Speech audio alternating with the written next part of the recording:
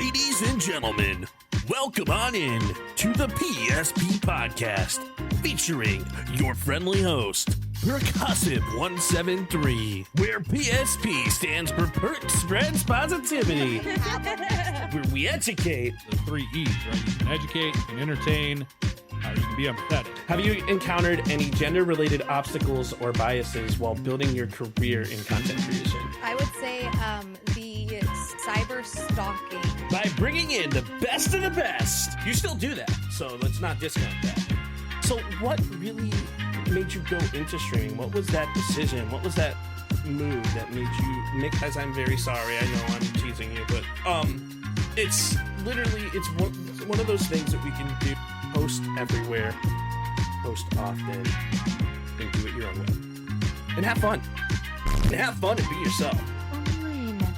Have fun, honestly. Like that, I love that so much because it's so true. Like, if you like the content you're making, like if you're watching it and you like it, you're not the only person. From fitness to establish a new habit or a routine, what is your message to them? Start with less than you think you need.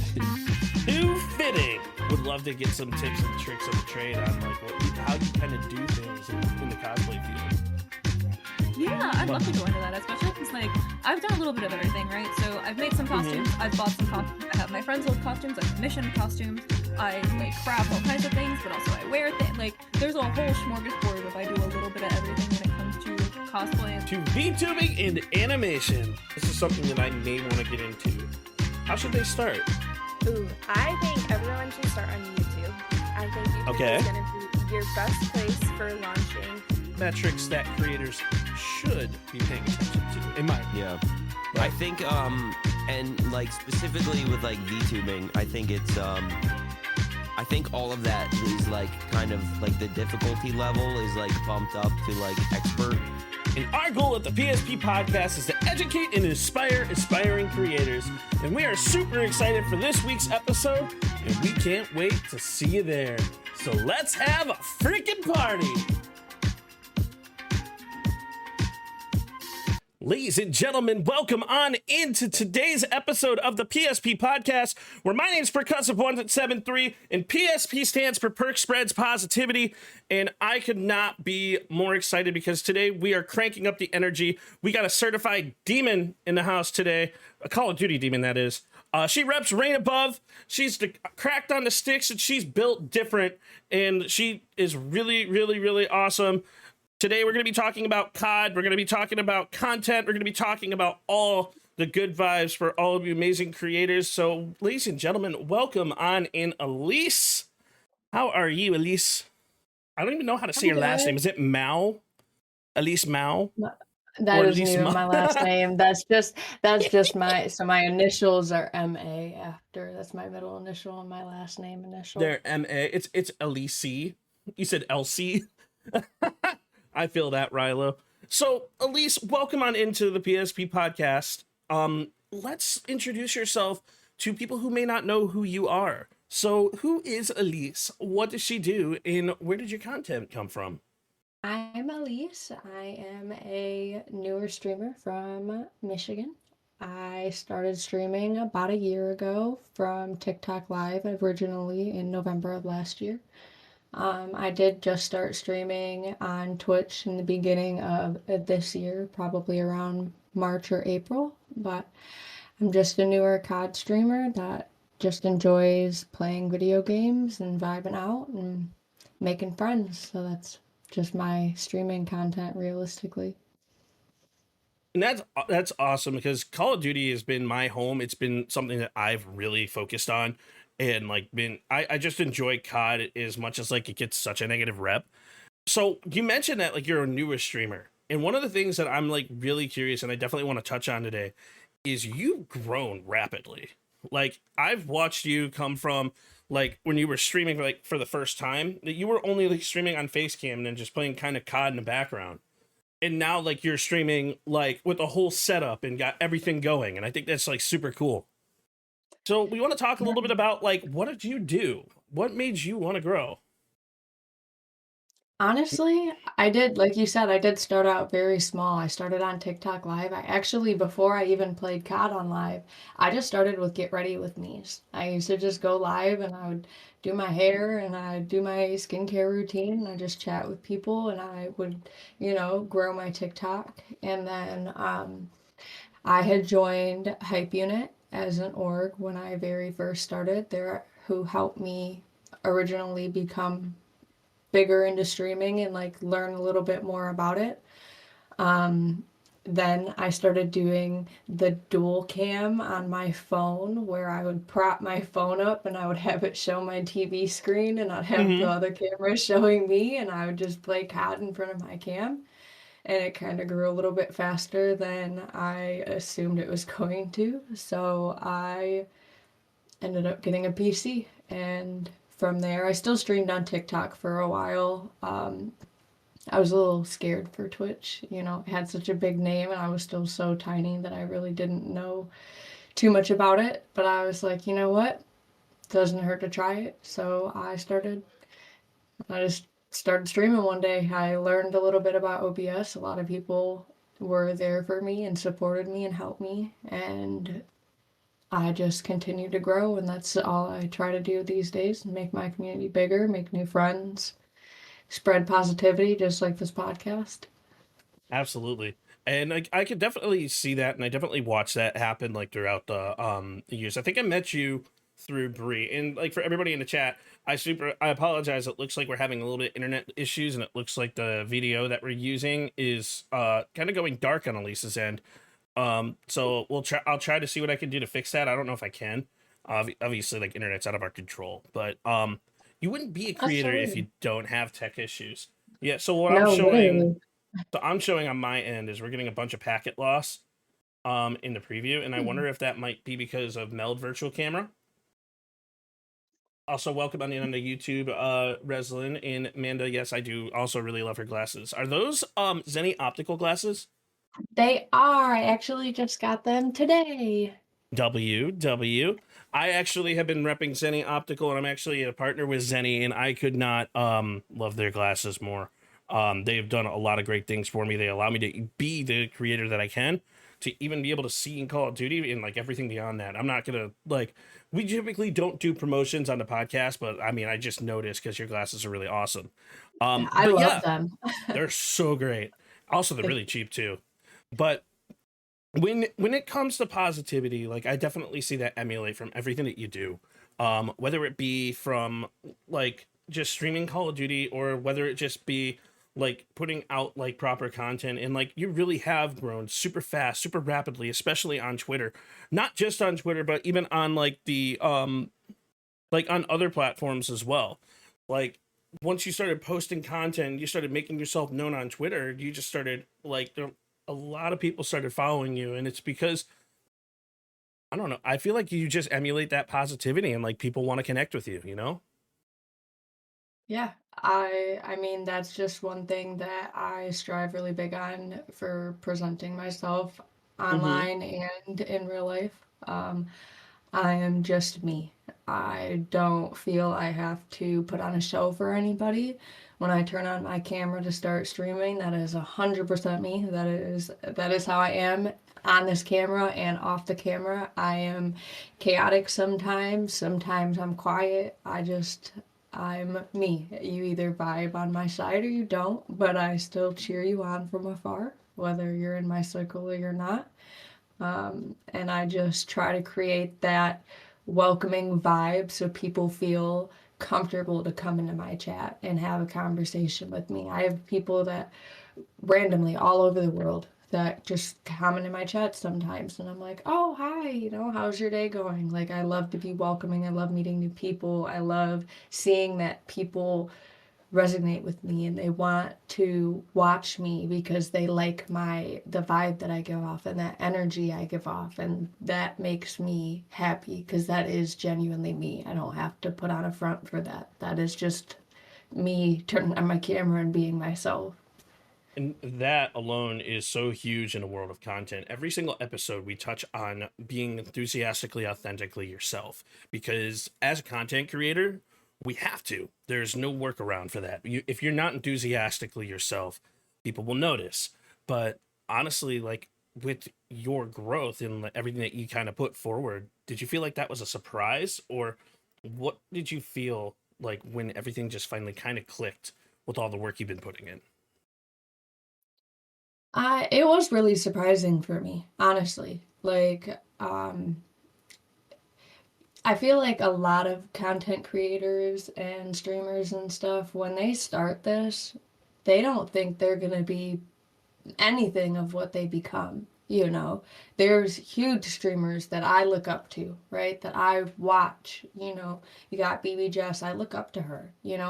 People like that I look up to. So like I don't, they probably didn't think they were going to be where they are now when they first clicked live for the very first time. When I clicked live for the first time, I was just as nervous as probably anybody else. I didn't know what to say, what to talk about. And then I just started talking. I just started rambling, talking to myself basically, whether there was somebody in my chat or not. I was talking about something. I'm singing to my music. I'm just talking crap to some COD kids in the lobby.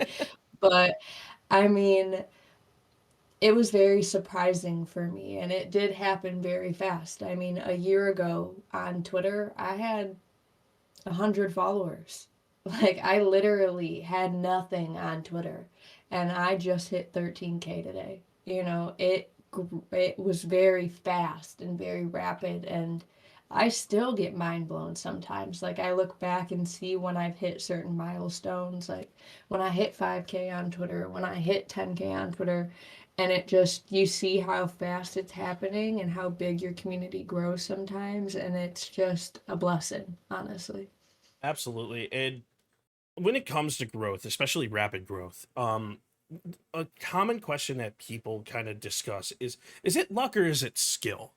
And I think a lot of content creators kind of miss the point with like when they experience rapid growth. It's like there is a portion of luck to it, but you have to be putting out content to make yourself visibly seen. Like for example, I've watched Steffi Evans grow from when she first started streaming like what was it, 5.5 years ago. And I watched her go from an average of 5 viewers to an average of 150 viewers. And like you have to be putting out good content for people to be able to discover you. Do you think that Yeah. was solely based off of Twitter, or was it TikTok, or what did you do from a content perspective that allowed for you to grow so quick? Honestly, I think it was just being very open to all platforms, right? Absolutely. I did start out on TikTok, so that grew my TikTok platform. From there, I moved to Twitter, and I still I'm not as good on TikTok recently because I've been focusing a little bit more on Twitter, but I do periodically post on my TikTok still, just for fun, realistically. Everything I've done, the way I look at it personally, is yes, it's work, but this is fun for me. Like, I'm actually enjoying doing what I do. When I post on Twitter, I enjoy posting on Twitter.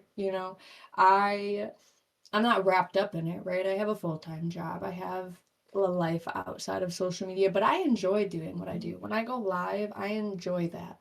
So it's like I was very open-minded to all platforms, but I just posted like I would do normally, like I would on Facebook. Like I don't have a public Facebook that is strictly for like my close personal family and friends, but how I post on there for them just out of pure enjoyment of me liking, oh, I thought this post was funny. Oh, I really like this picture. I'm gonna post it. I just do that on all my platforms. If you feel my vibe is fun and the energy that I bring is great, like I beg that you come join my community and you just hang out, and you want to vibe with us. Like I love people. I love talking. I could gamble all day long with all these people, and you can either stay or you cannot, but I'm still going to talk to you whether you want to stay or you don't. Like I'm not going to be like, "Oh, I remember you were in my stream last time, but not the time before that." I don't care. Join when you want. Like, have fun. I don't have a set stream schedule. Like, if you're a night owl, I might be streaming. If you're a morning person, I might be streaming. You know, just come hang out, come vibe. Like, it's just my goal. And I think that's what's helped me grow a lot is I wasn't trying so hard. Like, I was just letting it happen, just being me. Like, I didn't really care if I got big or not. I just wanted like not friends necessarily, but like a community, people that enjoyed my company, you know, and I enjoy theirs. And that's honestly like a W. And like you mentioned, just the pure enjoyment. And I feel like streamers kind of miss the mark nowadays. It's like a lot of people forget like the reason why they started streaming in the first place. So they forget like the posting just because of pure enjoyment. Which honestly, that's the reason why I haven't been posting as much. It's also because I have a lot of stuff going on in my personal life, but obviously that's going to change. But people forget that like when you want to grow as a creator, when you want to be authentically yourself, you want to post authentic content, you want to enjoy what you're posting, you want to hit that clip and you want to have pure enjoyment and you want to show that pure enjoyment because it emulates your personality. From a viewer perspective to a streamer perspective, I feel like everybody just kind of is like overthinking everything. And like Mhm. and that's one of the things that I've watched streamers do. I've watched a lot of streamers fail. I've watched a lot of streamers dump into drama, and like unfortunately, as a content creator, it's just something that we deal with. But I feel like once we get back to I love this clip, I love this energy. This is what we want to put forward. That's really where we start seeing growth. And one of actually what's really interesting is Queen Manda is here, and her chaotic energy is what invites a whole bunch of people in. And like I can definitely kind of like mention that like by names because like I watch the content that she puts forward as well as watching your energy and your enthusiasm because you're genuinely like happy and inspirational with what you do. And I think that's just really cool. So you mentioned that you don't have a set stream schedule, right? Yeah, I do not. I do not. And actually, and I know it's great for a lot of people. And Mm-hmm. that's beautiful and it works great. I think a big reason why I don't have one is because I feel like that's how a lot of people drain themselves is they feel obligated to work that schedule. It's almost like a job to them, right? And yes, people want to make money just doing what they do. Everybody wants to make money just living their life normally, right? But you're supposed to stream for the, like you said, the love and enjoyment of streaming and wanting to do it. I personally am really big on if I set something, like I want to follow through with that. So if I set a stream schedule and I'm having a really long personal week, like things are going on in my personal life, I don't want to feel bad that I'm not sticking to the schedule that I set out for people and they're expecting me on this day. Like my community knows how I am. They know that I am very sporadic. I stream.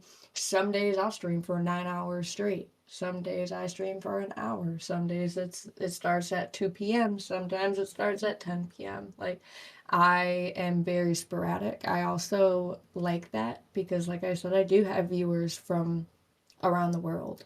You know, not everybody has the same time. So if you guys can watch me at 2 p.m., they might not be able to. It might be 2 a.m. there and they can't. But when it's 10 p.m. here for me and I sign on, it might be 2 p.m. there for them.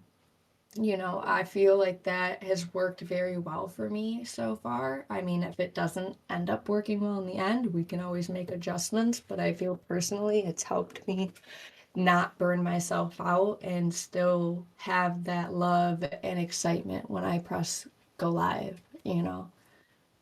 And you mentioned like the overworking aspect. We do see that a lot, especially like when you indulge yourself more in like the world of content. A lot of people want to have like a set path to grow to be able to turn something that more is less like a hobby into something that is more or less like a job or career so that they can have that option on the tail end. Um, but there's a fine line between like working and like being happy about what you're doing and what you're posting and how you're putting things forward. because overworking leads to depression. And when you get depressed, it's a catch-22 because as a streamer, like the viewer isn't going to want to be there because they want to see you. They want to see you happy. They want to see you being enjoying. And a lot of viewers are going to pop in and want to say like, this person is actually enjoying COD, but I hate COD. What are you doing differently? So I guess I have to ask is like, with a game that's so negative like Call of Duty, what do you do differently on that? Like viewer wise, like if they don't like the game, but they want to watch me type of situation. Is that what you're saying? I mean, more or less like from a Call of Duty perspective. Like, what do you do to allow yourself to enjoy COD when everybody keeps giving it so much negative press? I don't care. I don't. I love it. That is so honesty. I have my own opinions on that game. There are things, yes, I feel need to be fixed. Every game I feel has that, right? I feel like anybody that's very big into a specific set of games, when those games come out, you're very judgmental on them. That's your game, right? So you're like, oh, this needs to be fixed. Oh, this needs to be adjusted. You know, everybody's gonna do that. Every COD that comes out, I'm sorry, people talk about it. People talk crap about it. It's just a thing. Like, nobody is ever 100% satisfied with a Call of Duty game that comes out. It's just real. You're never going to have 100% happiness with this game. Some people like it, some people don't. Some people are more into the warfares compared to the ops. It's just, I personally like the Black Ops better than Modern Warfare, stuff like that. Other people don't, though. They like that better than Black Ops. So everybody's going to have their own opinions. I play the game because I love the game. I love hearing people talk their crap. I love talking it back. It reminds me of when we were younger and everybody was a lot less sensitive in these COD communities, and we were able to just play the game, talk our crap, and at the end, it was the end. Right, the game's over now. Like, it was just a game. Just like sports, people argue about sports. They got their rivalries. I talk my crap about any team when it comes to the Lions, even if we're losing. I'm gonna talk my crap, but that doesn't mean we're not friends. And if we can't just turn it off right after it's over, like, it's just a game. Like, I come to play and have fun. Like, you guys take it way too seriously sometimes. I can definitely agree with that in response to Call of Duty. So like Call of Duty is one of those games where like I know in the past like people like have this false fallacy related to Call of Duty where like the lobbies where like everybody was being like racist and bigoted and that wasn't the case. Like in the past Call of Duties like back like in MW2 or like the original Black Ops, like when the lobbies were actually like super competitive, we were super rude to each other, but at the end of the match, it was all love. It was all respect. And I feel like currently, like nowadays, there's none of that. I think people just kind of get like a weird rise out of the racism and bigotry in Call of Duty, and that's kind of where the game has gone and how it's gotten negative rep. But in the past, it was really like genuine. It's kind of like where like Arc Raiders is right now, where like the proximity chat in Arc Raiders, like everybody talks shit to each other when they go into a gunfight, but then they work together at the same time and like spread positivity. And like as a fellow COD creator myself, that game is so negative. That game is so like disheartening from time to time. And like the best thing that I do is just try to make people laugh in the game because like they go in so aggressive and so angry. So my goal is to make them laugh. But like everybody has a different mindset to it. So like talking about COD and talking about like just content in general, where do you see yourself going now that you've experienced a high level of growth, and what do you want to do? Honestly, I just want to keep doing what I'm doing. Hell yeah. DreamHack Atlanta was the first convention that I was accepted as a creator, and I was very thankful for it. It was a beautiful experience, and I pray that I get to continue to experience that. It was crazy for me to even experience something like that. I was like, it felt like a dream almost. Like I was just looking at this and it's like creator on it, and it was just like, man, that's crazy. You know, it's beautiful and it's exciting, and I don't like these are goals for me to achieve, right? And am I disappointed when I don't achieve them right away or when I don't get to them? Yeah, obviously, but they're exciting for me. Like, it's exciting to hit those milestones, especially when you're not trying. You know, you're just living your life. You're just doing what you do. You know, I went to a Harley dealership that I used to work at. And when I was interviewing there, literally the GM came up to me and he goes, "Do you stream on Twitch?" And I was like, "Yeah." And I was still fairly new. Like, this was probably, I probably just hit like 300 followers. I think I'm at 500 on Twitch now.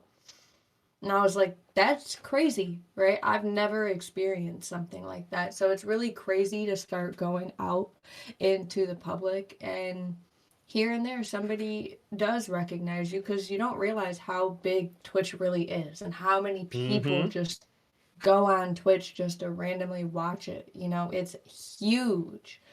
And you just pop up sometimes. You just come across, you know. I had a friend tell me he thinks that he was in a random stream one time and they rated out to me.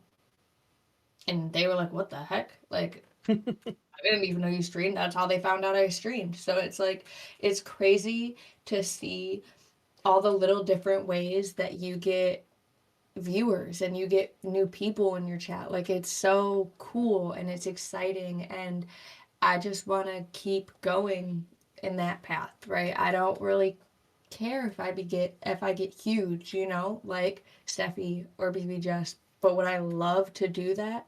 Yes. And that's why I watch them, and that's why I look up to them, because I feel like they are just themselves. They just have fun, and they do this, and they're very open and honest and just authentically themselves, and that's helped them grow as big as they are. And that's why I just keep doing what I'm doing. I just keep being myself, and I know that that'll pay off one day, whether it's fast or slow. You know, it's gonna take its course, and I can't wait to see where that goes.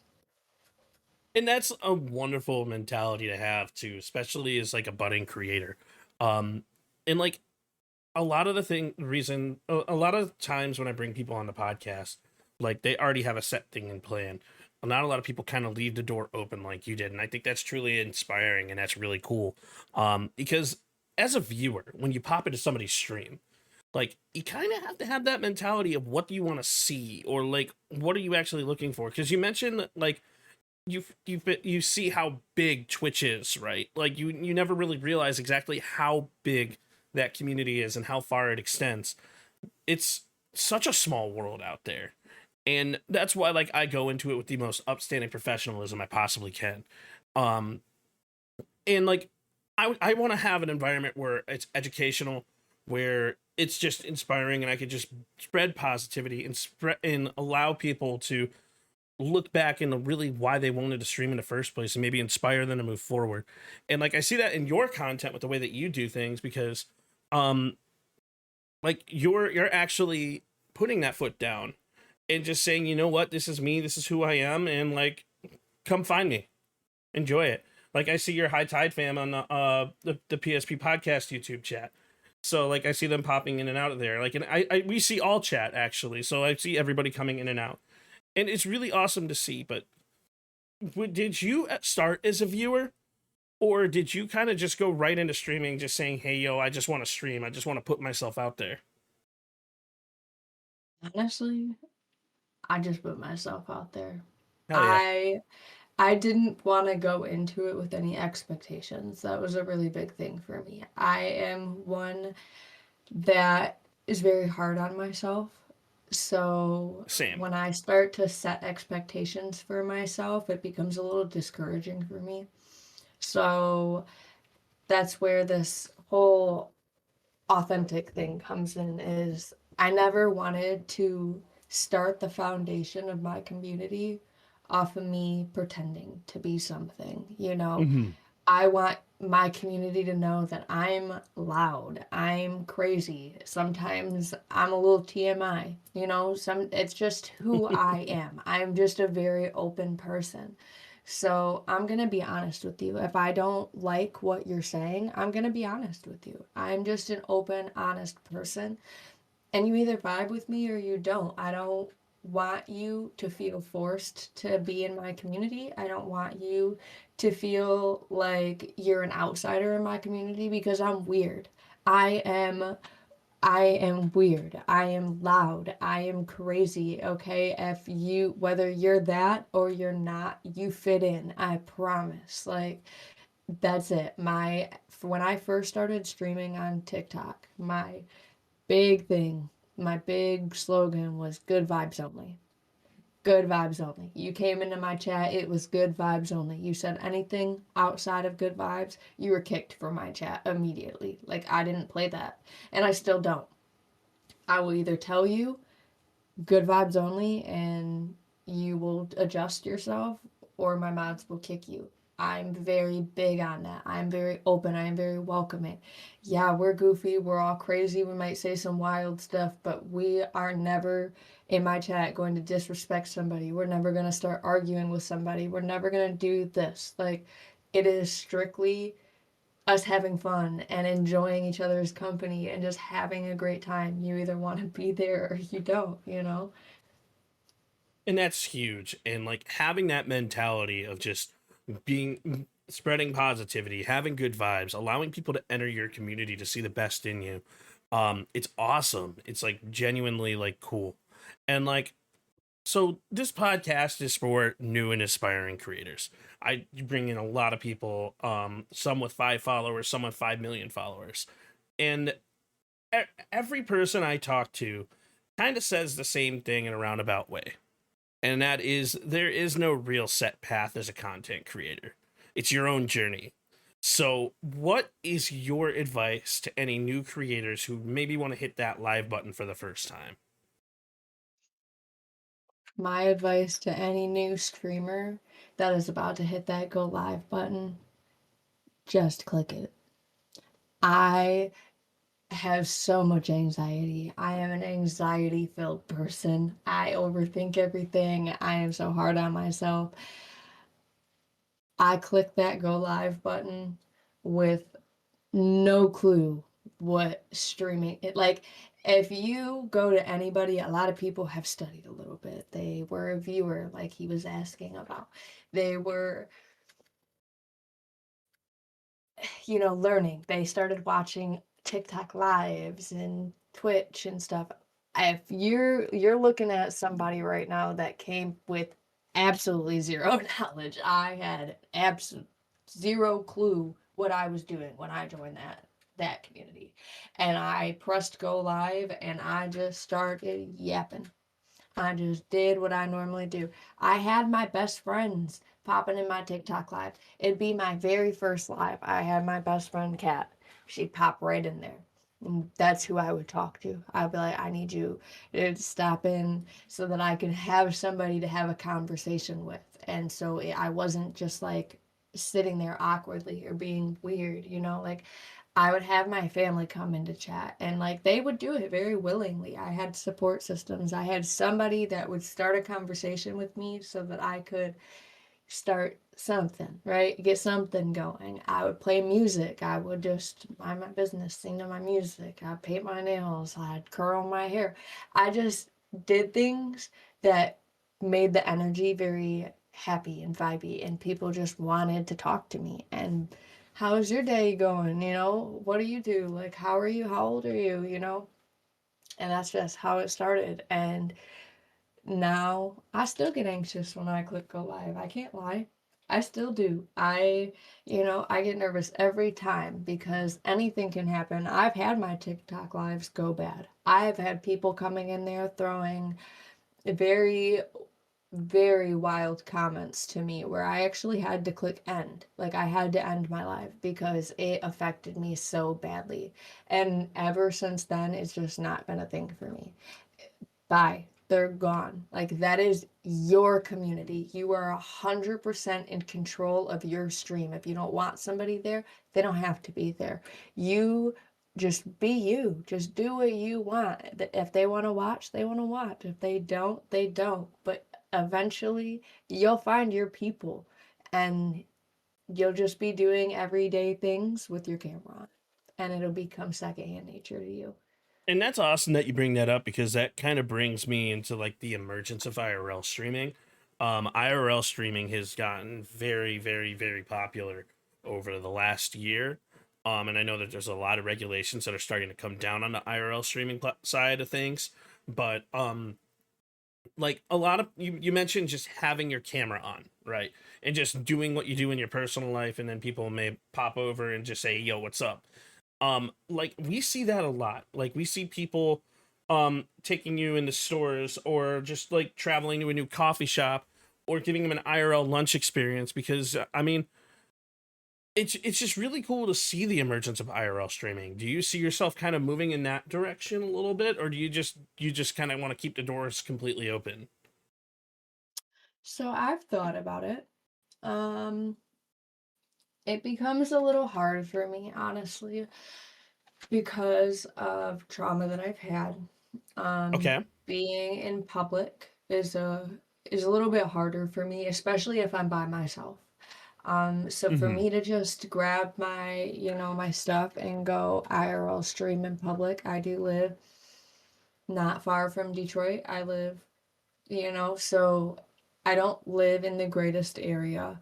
Am I comfortable to go walk around there? Yeah, just for, a little bit, but I wouldn't feel comfortable just IRL streaming in those types of areas, because it does draw like attention to you and attraction to you when they see what you're doing. They hear you talking and, doing things. It draws attraction to you.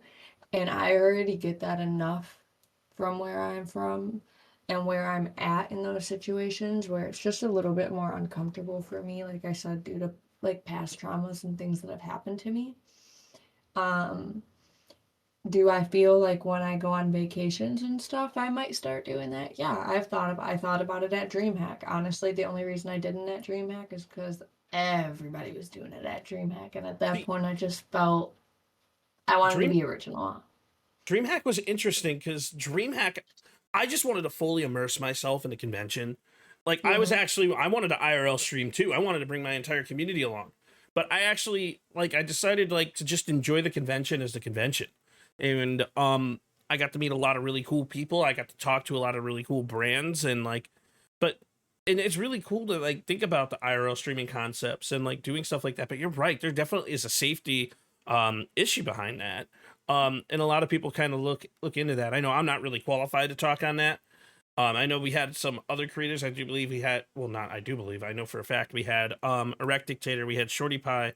Hmm. We had both of them come onto the podcast in the past, and they taught me a lot about it. So, what's one thing that you do as a streamer, speaking of safety, that you do to protect your safety while streaming? 'Cause I know that's a big thing in this world. When it comes to, are you speaking in public, like if I go to conventions and stuff, or are you speaking strictly in the virtual aspect? Well, I mean, it could be both, because like safety is just kind of like an all around type thing. But I know we kind of branched into the IRL aspect, but I know you're mostly from the virtual perspective. You're good being a gamer. So I think realistically, when it comes to virtual, I definitely just make sure I have my mods on top of it. Whether it's one or two, all of them, some of them, if I message them, they're very quick and on top of it to jump into my stream and make sure they get rid of it. Um, any chat or any tweet on my posts, and if I don't like it, it doesn't make me feel comfortable, it's gone. I delete it right off of it. I don't put up with any of it. I don't tolerate any of it. When I go to conventions, I make sure that I am around people that I know and trust, where if something were to happen, I have people there with me. I am not one to walk around by myself. Um, Back to the IRL things. When you're IRL, people can find out where you are very easily. And unless you're in a very public area, and even then, still, it's very easier for people to come find you and be weird. And, you know, you never know who's watching. You never know what they're going to do, what their intentions are. They might just come to meet you. They might just want to be like, oh my God, you know, hi. Some people don't have those intentions. Therefore, when I go to DreamHack, I go to Loot Fest, I go to conventions like these things, I stay around people or security or a camera, you know, something at all times, because this world's crazy. It has nothing to do with you, right? It could just be the person alone. Their intentions are not good. And it might not even be targeted to you. You're just the first person, or you're just the easiest target, you know? And I pray that any woman, any of those, if you feel uncomfortable and you need to be with somebody, please find me, because that is a big thing for me. I will stand up for somebody and make sure that they are not alone, especially a female. I've been through a lot of stuff, and I've seen a lot of stuff, even at DreamHack. There were incidents at DreamHack that we were all put aware of. Mm-hmm. That's not okay. And so many viewers have come to this thought in their head that it's just okay to do these things, and it's not. And that's why it's so hard for streamers, especially bigger streamers, to want to meet people and want to go do meet and greets and want to go to these conventions, you know? Like, yes, you see it with actors sometimes, but do you see it that big with celebrities? I mean, you don't. You see people, like, you know, wanting pictures and, you know, bombarding them, but you don't see them being, like, psychopaths like that. It's because they have security. Do you want these streamers to have to get security from you guys? Like, they feel that uncomfortable that they have to get security? Like, It's kind of be sad thinking normal. about it. Mm-hmm. I mean, it's kind of sad because we want to put ourselves out there. We want to be able to go to conventions, and like, I can't necessarily speak for a lot of that because I don't personally experience it. I know my friends do, and I'm always there for anybody to be that like bodyguard. Like, I'm a big guy. Mm-hmm. People are scared of me. People aren't gonna mess with me. It just is what it is. But like, we definitely try to promote safety, especially when we're in public spaces. Like, we've seen it at TwitchCon, we've seen it at DreamHack, Mm-hmm. we've seen situations that make people uncomfortable, and it happens in day-to-day life as well. Like, it's not just like from a streaming perspective. Like, my friends and I went to a coffee shop, and then like we were just going there as friends, just talking, and like she just got consistently hit on. We had a guy literally sit at our table, and as I was sitting there, and we're like, "Can we help you?" And they're like, "I just want to talk to your friend." And I'm like, "It's not going to happen." It was like, "But I just want to talk to your friend. Your friend is like, seems really chill and like really awesome." And I'm like, "Well, you can also not talk to our friend because we're not interested in you because we don't know you." But Mm-hmm. it's an unfortunate portion of the world where public safety is a huge thing, and like, we have to like protect ourselves. And I wish that it was better, but there's only so much that we can do. Having good friends, having good vibes, having good people surrounding you, and is the best thing that we can do. And it's getting to the point where we do have to get security because people create parasocial relationships, and they create icon ships based off of like those streamers who are gaining popularity super quick. And it's just a really interesting thing. Oh, not interesting is the wrong word. It's a very scary thing. Yeah. Because No, I definitely understand what you meant when you said Mhm. interesting. It's terrifying, It is. but it makes you wonder, like, why is this as big, or is it getting as big as it is? Like, Well, I mean, for I starters, people are lonely. And I'm not saying that is a full on excuse, so please don't try and like put any words where they're not. I'm saying there's a lot of lonely people out there, and Mhm. they try to create those internalized parasocial relationships through like trying to establish connections with like other people, like, and it's very, very scary. There's a fine line that we as creators all have to put into those things. And the loneliness epidemic, and I'm not talking about the male loneliness epidemic, because like I agree with that, they should be lonelier because they're creepy as all hell. I'm talking about like the American loneliness epidemic. A lot of people don't have the money to go out anymore. They don't have the money to go drink with their friends. They don't have the ability to establish an internal finances for themselves. So they turn to the more free aspects like Twitch or anime or other things like that. And it's just something to kind of think about, but it's not an excuse either. It's Right. just, there's a lot of things that lead into the dangerous world that we live in.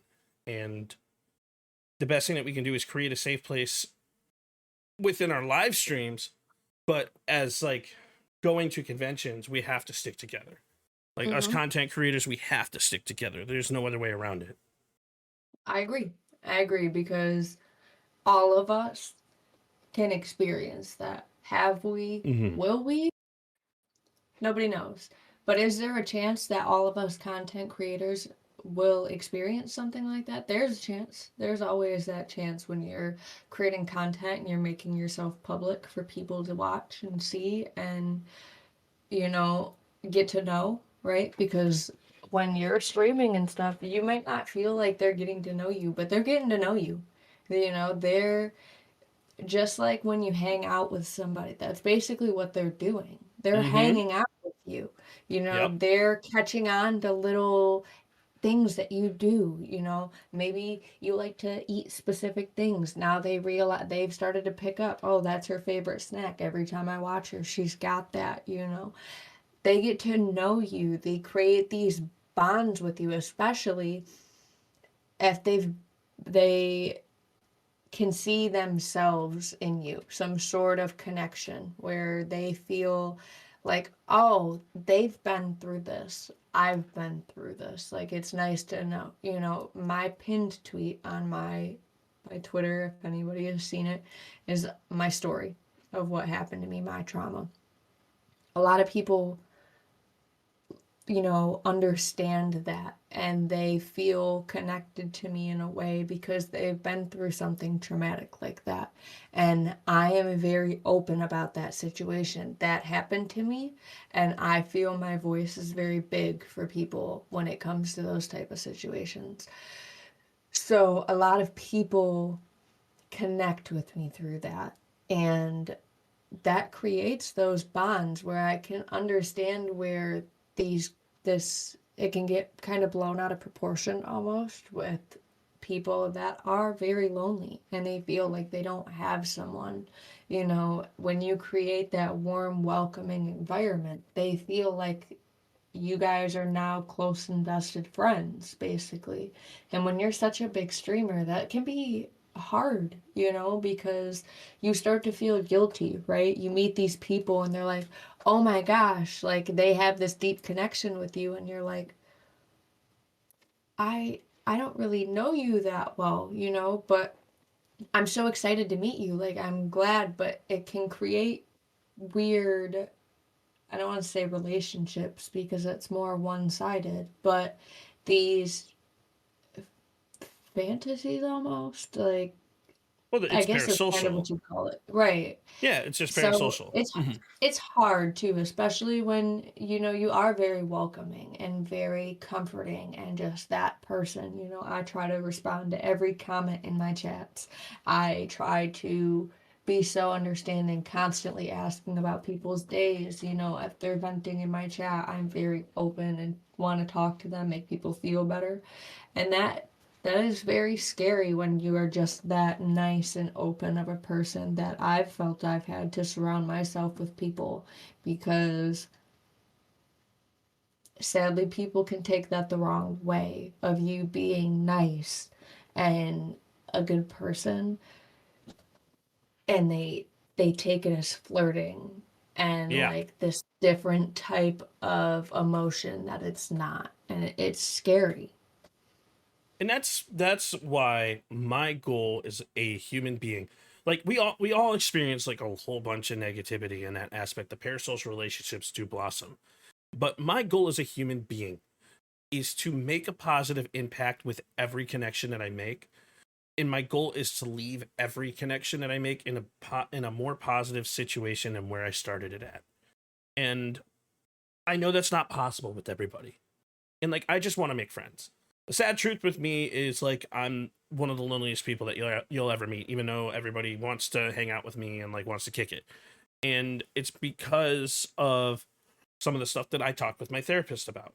And yes, I do speak with a therapist, and I am a huge advocate of mental health therapy and stuff like that. But there's a lot of negativity that comes within the streaming space that you kind of have to be aware of to withhold security. And as a human being, we have to take care of ourselves from a mental perspective. It's just super, super important. Because it's one of the dangers of going into the online world. The internet is not a safe place. It is a very dangerous place. We see it time and time and again. But if you want to grow, you have to make those connections. And as a content creator, we have to draw those lines.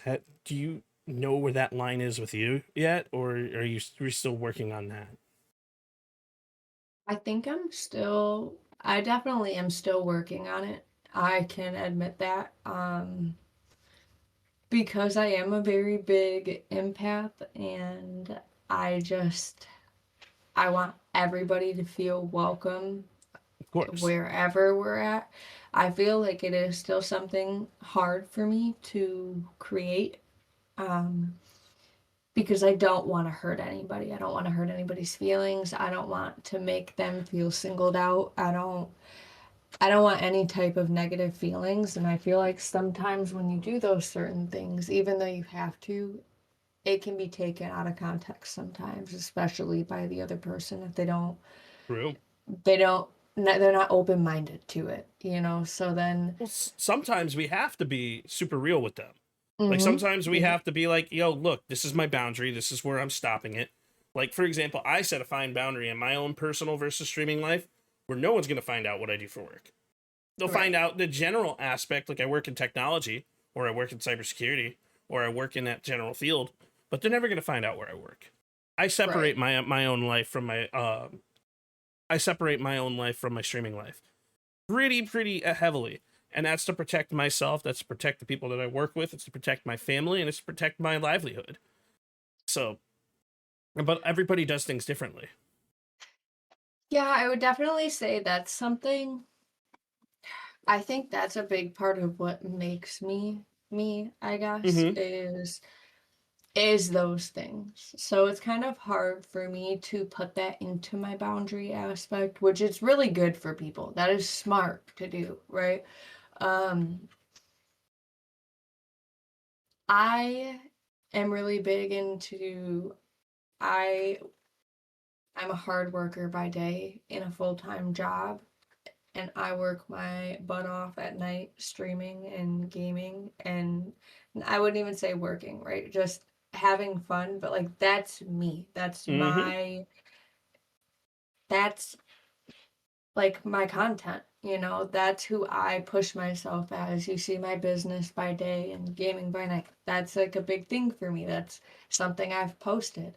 I'm a paralegal by day, streamer by night. Like it's been my persona, and it is me. That is actually me. So it's been my thing that I go off of, and it's hard to keep my family out of it when my parents are some of my biggest supporters. Like, you're gonna see them in chat, and then I'm commenting like to my parents. It's hard to create those boundaries. I'm very prideful in my brother is my hero, and he's in the military. I'm very open about that. Like, I am proud of my brother. I am an Air Force sister. That is my best friend. So, like, W. those little things are things that I pride on. You Mhm. know, I am a military sister. I am, very thankful, and I think the reason why I not necessarily use those things, but why I keep them very open and honest is because they've made me who I am. Those little bits and pieces are me. That is me. And if I'm going to be authentically myself to these people, those things are things they need to know. Am I just blatantly giving out my last name? No. Sadly, if you look it up, you could probably figure it out. But I'm not just out here putting it out there. That's where you get my little bit of a name. I've honestly thought about rebranding before because I go by my real first name. You and I talked about that a little bit about Right. potentially, and it's huge. But I had talked about it because it is scary, right? We see all the things that are going on with streamers and it gets scary, but I have always been me, right? And so I'm going to be straight up with you. If somebody comes up to me and I feel uncomfortable, I'm going to make it known. If I have to defend myself, I'm going to defend myself. I am sorry. And I know not everybody's like me. I know that. And I speak down on nobody, right? So I am not speaking down about anybody that does not handle it this way. But if I am at a convention and somebody comes, or public, and somebody comes up to me, male or female, and they make me feel uncomfortable, they touch me, they put their hands on me, I'm gonna swing on you.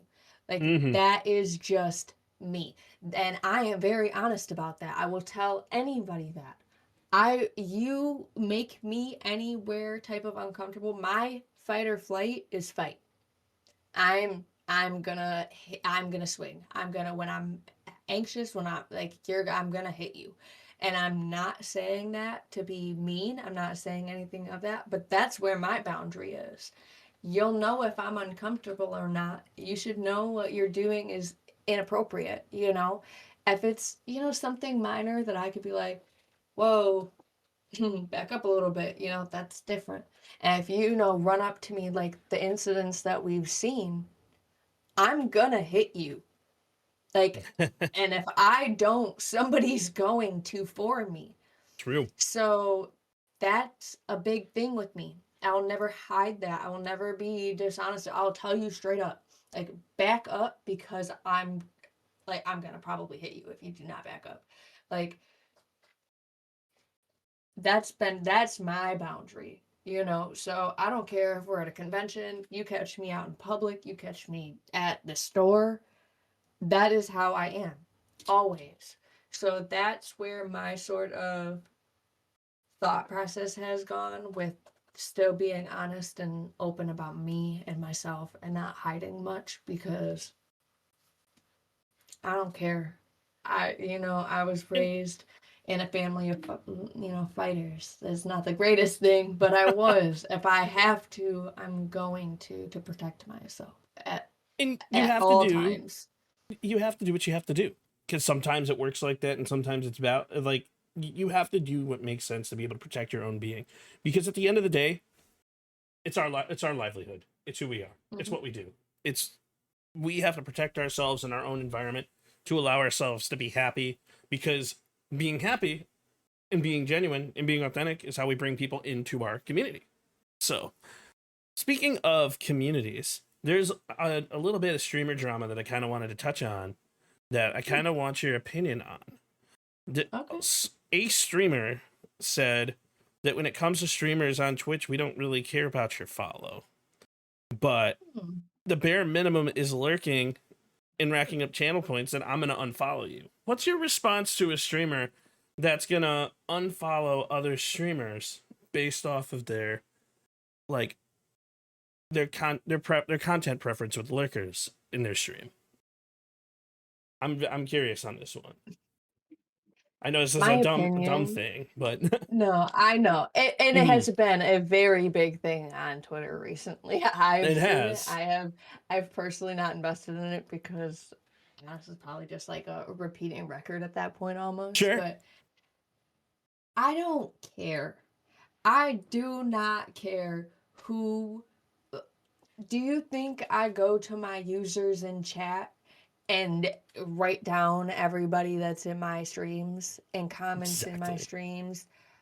I don't care. We are all grown. We are all adults. I don't even have my viewers on. I don't even know how much people are in my chat. I don't even have and that. I do. I personally do. And I see sometimes who is watching my streams, but I don't do it for the reason of. I do it because sometimes I'm like, oh, I gotta say something. I wonder if they're still in my chat. Or so like if my dad, like if Ooh, I so she's if a I drama talk to my starter dad, chat. yeah, I mean, I'll check it. Do I care who's in it? No. Or Mhm. I'll see what my numbers are at because that's a goal for me, you know? So I look at it and I'm like, oh my gosh, that's more than last night, you know? So I get excited about that. But I'm a grown woman, okay? I work Monday through Friday, 8:30 to 5 p.m. I bowl on 2 bowling leagues, one on Tuesday, one on Wednesday. I do one bowling tournament on one Saturday a month. I do another bowling tournament one Sunday a month. I am very busy. I don't have time to stop into their streams sometimes. So I do not feel bad if they don't stop into mine. Like, that doesn't mean they don't support me. That doesn't mean they don't see my stuff and like it and retweet it or repost it or share it to people. Or that sometimes they do stop in and they're in for a while. You know?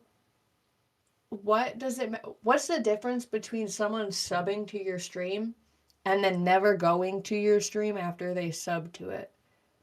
That's the exact same as somebody that's actually watching your stream and doesn't sub to it. The only difference is money. And if that's all you care about, then you shouldn't have followers in the first place. Agreed. That is my feeling. I don't want your follow if that's the only thing that you're worried about. I don't Follow go to for someone's follow. page. Right. I don't go to someone's page and say, "Oh, they're not following me. Unfollow." I don't care. I don't even look at that. I mean, like when it comes, so when I follow people for the sole purpose of do I like their content? Do I like their energy? Do I want to watch their streams? And you know what? That varies from person to person. And you can't like go visit 2,000 followers in an entire month. Like there's not enough time in a week to spend that amount of time in their chat. So like, Right. as you said, you work a full-time job and you have a bowling league and there's a lot of things that you do. There's like the same thing with me. I work a full-time job.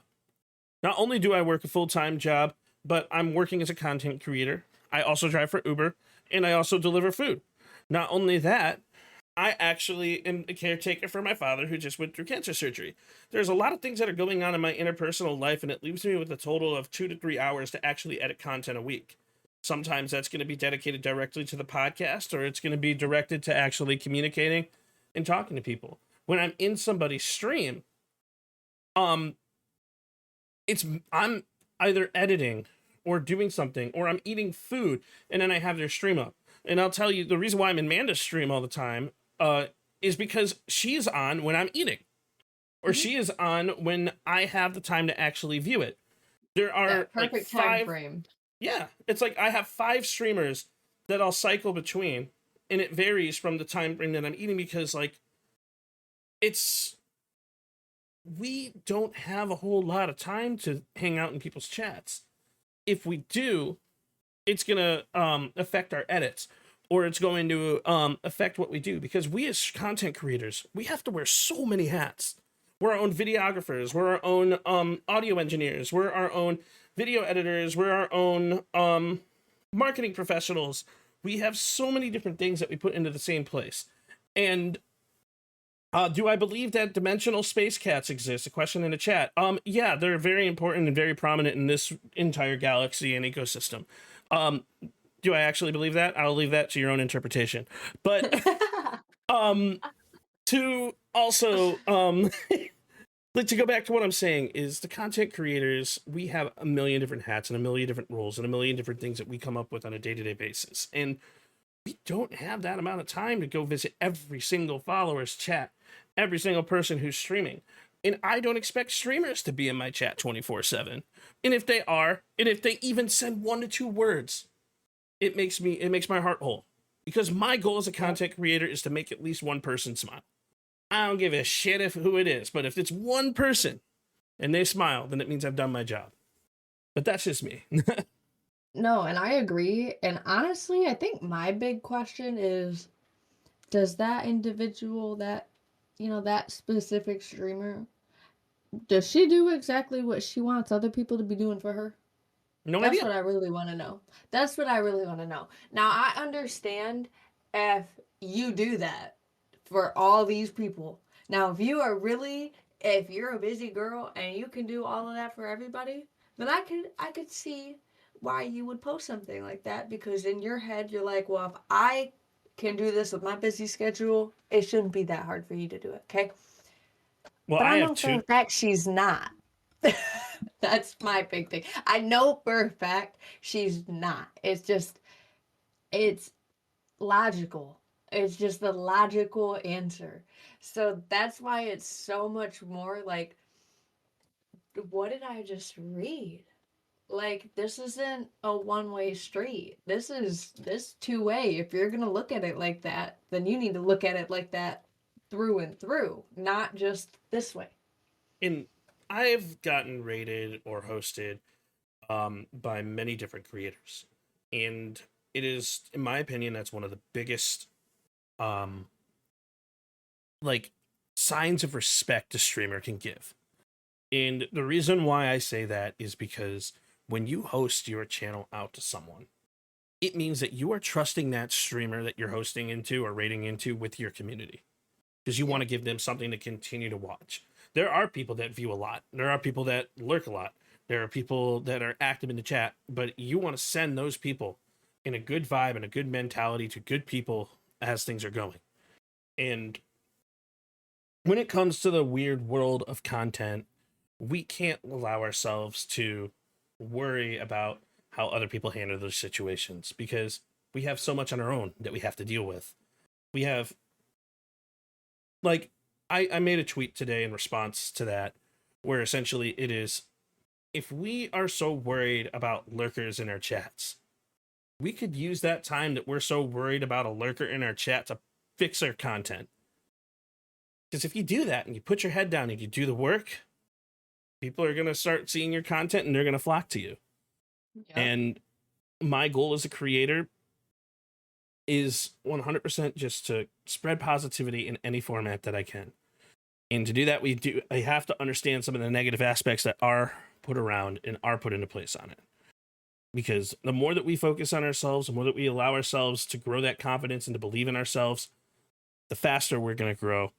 And as you've seen in your experience as a rapid growth, the more people are going to want to follow you. So that's my opinion on that. No, I agree. I like, that's a big reason why I don't care, right? When people stop into my streams, I'm assuming it's because they have time. They had a quick break where they were able to, or, they're eating, like you said. And that's also a big reason why I don't have a set stream schedule, besides like the draining portion. It's, people do things throughout all the times of the day, all over the world.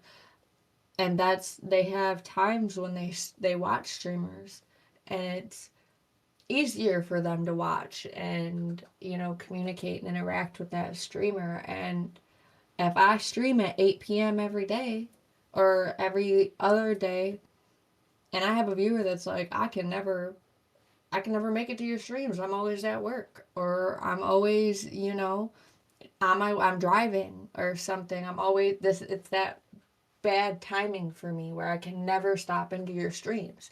And now that's the same thing for people that do have a stream schedule. That person wants to support you so bad, but they aren't able to, and that's understandable. They're trying, they just can't. It's just how the life works, how the world works. So I'm not offended if you can't stop in. I sleep a lot. I'm exhausted lately after work. So I don't have time. I'm sorry, I'm asleep. I can't just hop into your stream if I'm sleeping, So if I'm not worried about that, you shouldn't be either. Like, I'm trying to grow. So me, of all people, I would be the one that's worried about it the most, because I'm like, come on, I support you. You don't support me. And I don't. So why do these bigger streamers feel that's such a thing, right? Support for support. Like, Support it's for free to support is support not going to help someone. you grow. It's It's just, free to support someone. mm-hmm. A like is free. A Yep. repost is free. Yep. All of that is free. What is that doing for you besides taking a millisecond out of your day? A millisecond. That is way faster than joining somebody's stream and typing in it. If I can retweet your tweet and it gets you a viewer, I did something that makes me happy, because if I can't be in your stream, at least I can get somebody to go to it. And that's the mentality that a lot of creators like should have, is it's not about this, it's not about like even people seeing our stuff. We want to try to push ourselves however we can. We want to take the time to like the content that we like, that we see. Sometimes there's so many different content creators out there. Sometimes your stuff just doesn't show up on our For You page anymore. And it's not about interaction. It's why, like, occasionally I'll do a post on Twitter, like I did a couple days ago, like, hey, this group of people, interact with this so I can get back to whatever side of Twitter I want to be on, so I can start seeing your content again.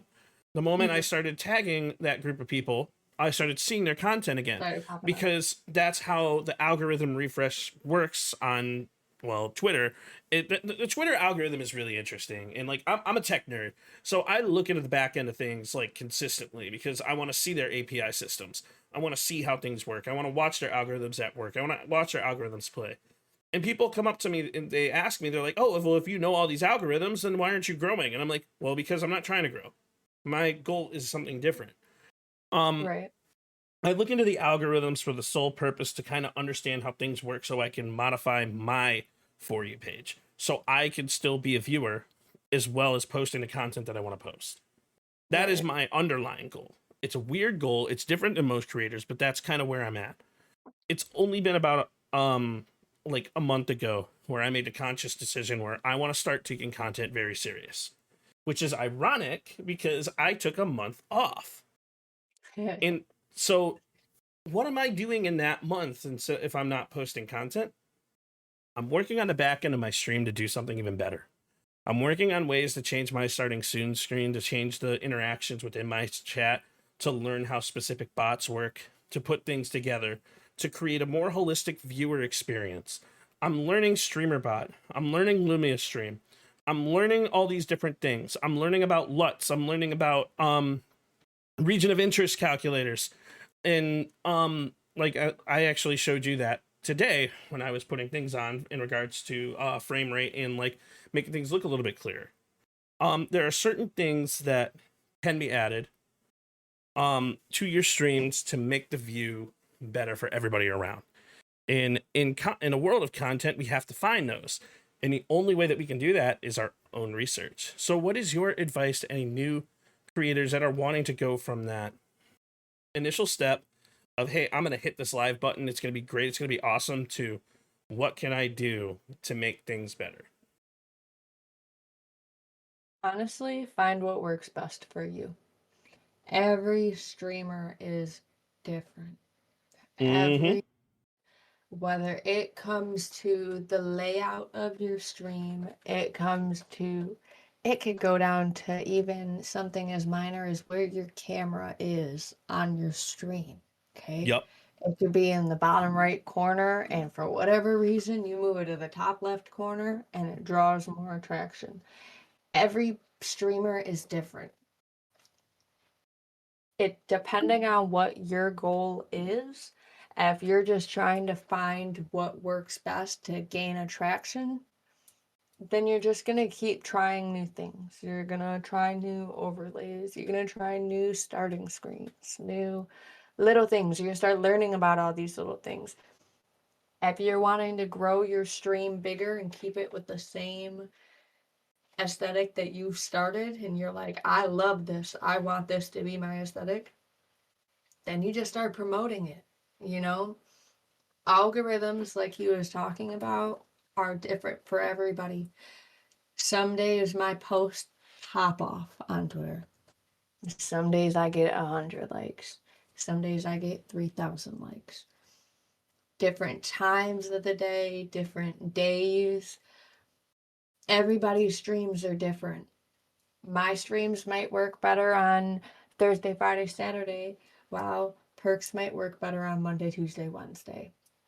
Mm-hmm. Everybody's streaming is different. You just have to keep, like I said, depending on what your goal is, you either keep adjusting little things and just checking how it's working and the progression that it's making, or you change the way you're promoting it.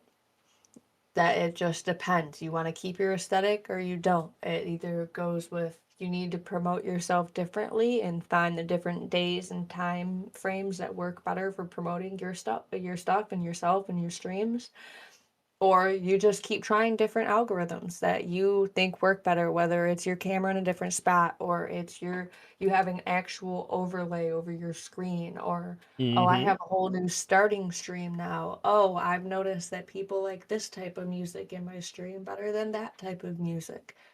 Everybody's different. You have to figure out what your goal is for your stream, and then you work from there. You Yep. create little goals to adjust that.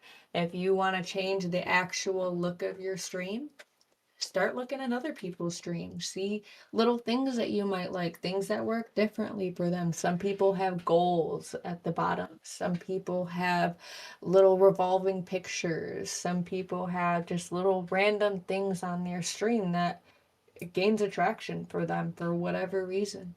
That's you just have to find what you want and then figure out how that works and how you can make it work and make it fit to you specifically. Absolutely.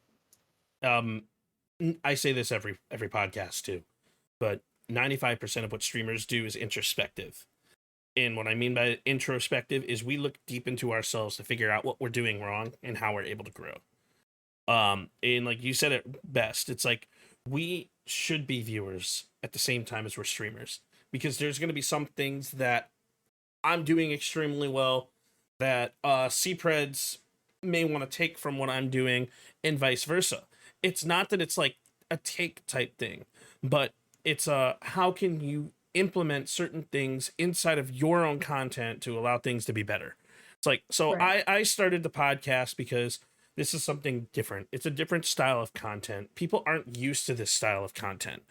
Um, did I watch other podcast hosts? No, I'm just a streamer. I'm just somebody who wants to give back to the wonderful world that is content, that is community, to allow people to find ways to help them grow. And I'm going to take things from like random pieces, random parts. Like, you think I would be able to talk to people like BB Jess or Shorty Pie or The Only Shady if I didn't spend time as a viewer first? No, you have to spend that time as a viewer. You have to interact. You have to be positive. You have to show yourself in their stream to an extent. There are things that they're going to be doing that are going to help your stream immensely. There are things that I'm doing that might help their streams immensely. But you never know unless you truly enjoy it and find out. And that's why I say there's really only one journey as a content creator, and it's the one that you make of it. Some people are going to grow extremely slow, like myself. I've been streaming for 5.5 years, and I went from 0 to 600 followers on Kick very rapidly within 3 years. And then I went from 0 to 500 followers on Kick within 5 years. And a lot of people will turn around and say, Perk, you should just quit. And my response is no. The reason why I'm not growing is because I'm not posting content. Everything is completely different. Everything is like retrospective to each streamer. No journey is ever going to be the same. So we have to like understand that and look back at the content that we are creating to try to make better content as a whole. And that's how people are going to find your channel and who are going to follow. Right. Because I've been a viewer for 10 years. I was a viewer back when it was Justin TV. I was also a viewer back when it was when TikTok was that other name, I forget what it was, Musically. So Yep. I remember that. You had Musically and you had Vine and mhm. all the OG stuff. Yeah, I remember all that stuff too. I started on Scout, and a lot of people don't even know what Scout is. So, You just like unlocked, I think, like a core memory in my head, right? honestly. So, like, I started with on Scout, and the first thing that I did is I used the phone. I used an iPhone 13. My first stream was on Scout, and I went live and I talked and I interacted with other people's chats, and I got to know certain creators, and we just ended up talking and vibing and playing video games while just doing what we typically do. I never expect people to come into my lives, but when they do, it's awesome, and I appreciate the hell out of it. But everyone's goal is different. Everyone's journey is different. The only thing that you can do is modify that journey to let it be faster or slower based on what you want to do. And I just want to create a positive community for everybody. So, what is your game plan to help you continue to grow? Or do you not have one? I think my game plan is just to continue being me and hope that that grows my audience. I hope that one day I will be a partner for Twitch, and I hope that one day I will become big on Kick, and I'm on the front page of those one day, and people see it and they're like, oh, this looks like a fun stream to join it. And I'm just gonna continue going the same route I've been. I feel like currently it is still working pretty well for me. I think that maybe down the line, if it does start to seem like it's fallen back a little bit, and like I might have to think of a new game plan and what I could possibly do to excite my viewers some more and bring attention back to me that makes them want to do it, whether that's me sadly playing a different game or Hashtag COD sucks. or Wait. listen, if y'all want to watch me play Webkins, just say that. I'll play Webkins any day. Anyways, You want to watch me play Arc Raiders? Maybe I'll do that. Maybe I'll get a trio together for Arc Raiders. You never know. you know what I'm saying? Like, but I think it's just for now, it seems like the game plan that I've just been kind of going with the flow and just being myself and posting about it and sharing it in different platforms. I think it's going pretty well for me right now. So I think that's just kind of my current game plan, unless it changes, right? Unless I see that, people don't care to watch me anymore. I'm like, all right, well, let's make myself a little bit funnier again. What happened to me, and start, like you said, looking within myself to see what I can do to honestly probably just get back to normal, because I feel like I am not even in any cocky way. Like, I am doing pretty well for how fast it's going for me. So I feel if it does start to slow down, it's probably a me thing. It is probably I'm starting to burn out, whether I realize it or not. I'm not as enthusiastic in my streams. Maybe I'm not streaming as much because I am burnt out, Then I will definitely reevaluate myself and my streams, and maybe watch some of my streams back and watch myself. See if you can see it in my face, you can hear it in my voice, you can see that I'm not as enthusiastic, Then I might look into a new game plan, or even just try to work on getting back to the original game plan. But for now, I think it's going pretty well, and I think that's the game plan that I'm sticking to as of now. I love it. And my advice to you, and also to all streamers, is you're fine. You're doing perfect. You're doing, especially you, Elise, you're doing perfect. You're doing exactly what you need to do, because you're doing exactly what you want to do. And you said you wanted to be a Twitch partner. Well, if you really want something, manifest it, because you will make it happen. And that's my advice to every content creator. If you want to go live, just manifest it. Make it happen. Do what you need to do to go live. If you want a new computer, say, I'm going to go get a new computer. I'm going to do everything in my power to go get that new computer. Allow yourself to be in that mindset that this is what I want to do, because passion is what drives us forward. Passion is what lights that spark in the content world to drive us forward. It's all about passion. And if I don't have passion when I'm making content, I'm not going to post. Straight up. And that's nothing against the post. It's that I want to put forward content that I'm proud of. I want to put forth a stream that I'm proud of. And if I see things messing up, sweet. It's gonna I'm gonna try to do everything that I can to learn how to fix it and fix it. If I see my edits not looking as clean or as sharp as I want them to, then I'm gonna spend days and days on end on YouTube learning about what LUT should I add to my video edits, what can I do as an introductionary edit, and how can I make something just look better? Because if you truly want something, you will make it happen. You are that partner. You just are waiting for Twitch to see that. I am going to eventually be a member of Ghost because I want to make that happen. Because that is my goal. And it's nothing against anything that anybody else is doing. I'm just going to do everything in my power to allow myself to be there, to give the best possible content forward, and to be the best podcaster that I want to be, because I suck at COD. Let's just be real. Listen, me too. It's okay. And I stream I will literally be streaming, and I freaking fell off the map yesterday. I went to go wall jump and dropped right down. So then I'm just looking, and I'm like, I'm leveling up a marksman rifle, and I got zero. I got zero kills. It happens. I'm telling everybody, make sure you guys blinked when I did that, because you didn't see that. But see, I'm the asshole who will turn around and be like, me. Mm-hmm. I'm the asshole who will like never let you live it down. I'll be like, ha, that's why you jumped off the map that game. But I do it to myself all the time. We all do. I have a clip on my Twitch that actually, I think somebody else clipped it from my chat, and it just says Notorious Giggles, and it's because it was a 1v1, and this dude was running around with a whacking stick, and he was chasing me around a tree, and I just kept laughing, and he just beat the crap out of me. And I was just laughing, and somebody clipped it, and it was just because it made everybody laugh. It was funny. It was hilarious, and I was playing like crap, but I was still having fun. I don't care if I'm playing good or bad. Yeah, maybe sometimes I'll play bad, and I'll be like, man, I've been playing for hours, I'm gonna get off. But I'll be like, I'm 9-32, y'all. Don't look at this. I swear I'm better some days. I'm just having a bad day. Don't watch. You know.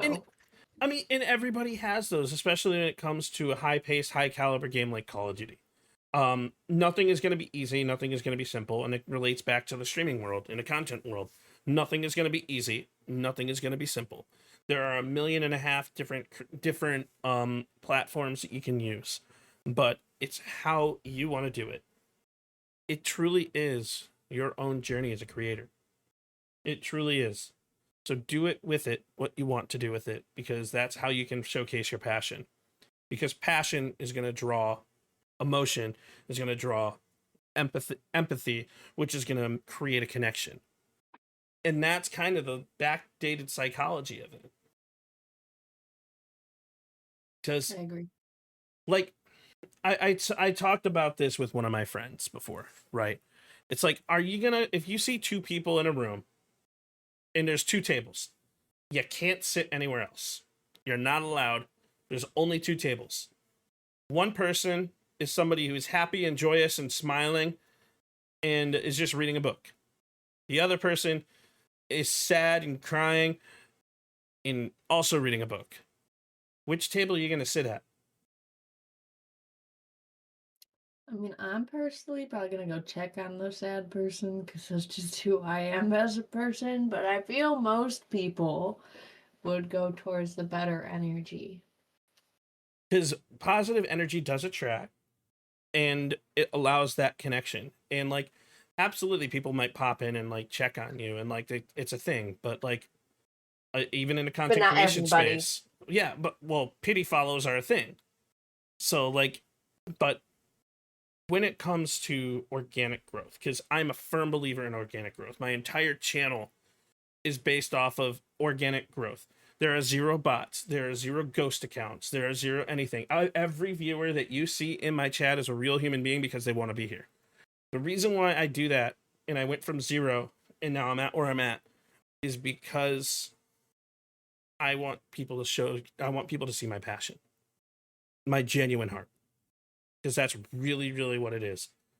And when it comes to view bots, when it comes to people pushing themselves up on the algorithm to be seen, that's their own decision. Like, is it going to help them grow in the long run? No, because the genuine chat interactions that we're going to have when I'm on my normal streams and not my podcast streams are going to happen because people genuinely want to be there. And I'm going to look back at those streams to see what can I do as a COD creator to make more people want to join my streams. I watched Cpreds go from 2 viewers to 200 viewers. I watched The Only Shady go from 10 viewers to 1,000 viewers. I've watched people grow their absolute pants off. I've seen people fail. I've seen people succeed. And it all boils down to this. Showcase your passion and have fun with it and be enthusiastic, authentically yourself. 1,000%. So, do you have any last messages that you want to give to any new and aspiring creators in the vast world of content? Sorry, I went on like a 10-minute rant there. No, you're good. One thing, or maybe like 2 things, whatever, that I have to say to any new streamer or anybody that's thinking about clicking that go live button, whether it's tomorrow, whether it's in a month. Do not let anybody or anything discourage you from doing what you want to do. I have had so many people in the beginning of my content creating try to tell me what's going to work best for me. I have had, you don't even know, I've had endless amounts of people. Oh, well, if you play this game, it's going to get you better traction. Or, if you, wear this, or you do your hair like this, or you, like, I have heard all of this and I don't listen to it. Everything I have done and grown, yes, I take advice. I take that with a grain of salt, though. And if it works with me, it does. Don't let people discourage you because something worked for them. It's not always going to work for you. Be you, and the people that are meant to see you and follow you and watch you and join your community are going to come, and they're going to be there. You do not have to fake who you are. You do not have to go out of your way to try to convince people. Just let them come to you. Your energy will bring the correct people to you.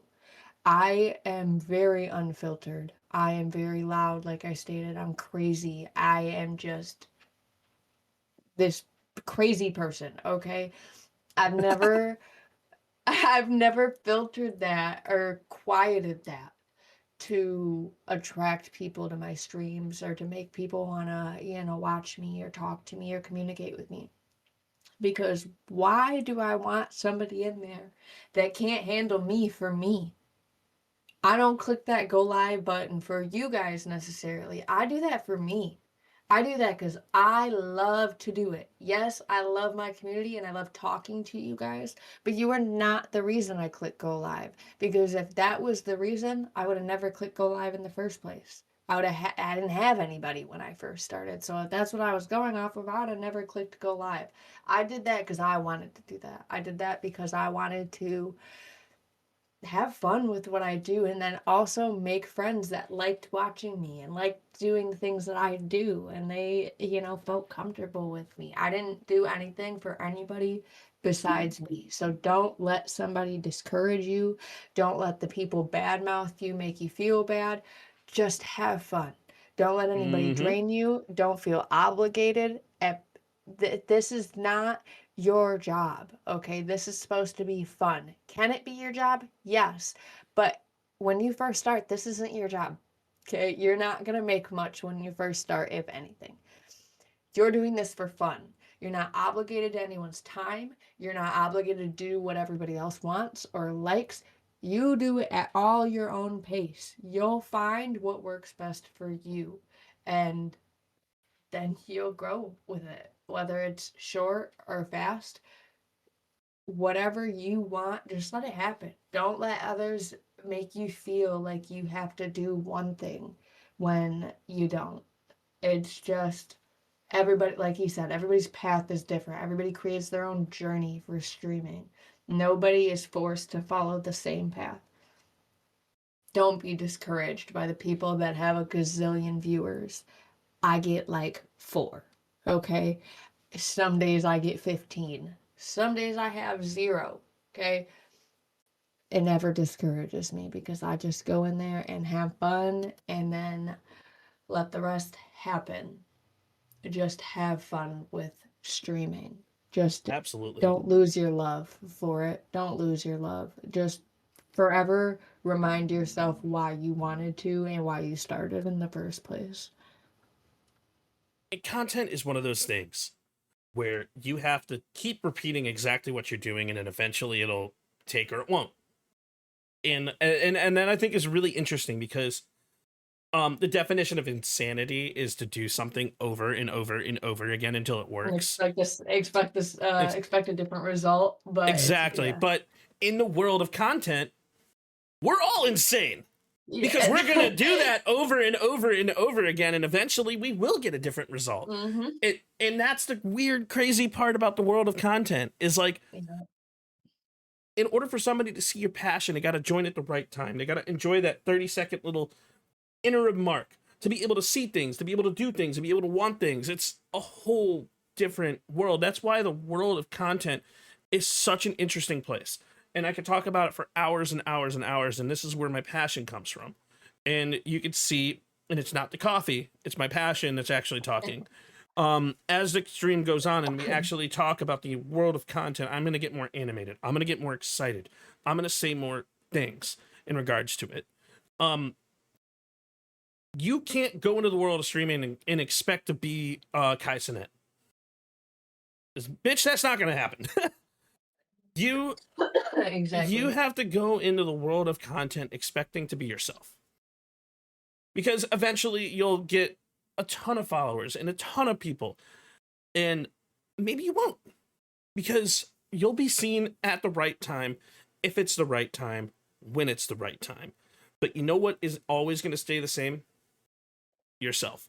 So don't be afraid to hit that live button. Don't be afraid to go live. But my recommendation for anybody that wants to go live, utilize YouTube, do your own research, and post content. Because that's the only way you're going to be seen. And don't give up. Don't give up. As hard as it's going to be, it is going to be hard. Don't give up. Well, ladies and gentlemen, thank you all so much for popping into another episode of the PSP Podcast, where Perc Spreads Positivity. Huge shout out to Elisemaox. And if you are not following her, please make sure you are. I have linked her in every title, so please make sure you click on that, shoot her a follow, go enjoy her content, go see why she grew so quickly, and thank you, Elise, so much for pulling up and showing exactly what it means to have passion, discipline, and honestly just being yourself. It means a whole lot, and I appreciate you coming on. Thank you for having me. It was a blast, and I always love talking to you, Perc. Oh, I appreciate you so much. Ladies and gentlemen, that is all for tonight's episode. Make sure you guys join tomorrow. We have Pixel Vix joining us. But until then, deuces, everybody.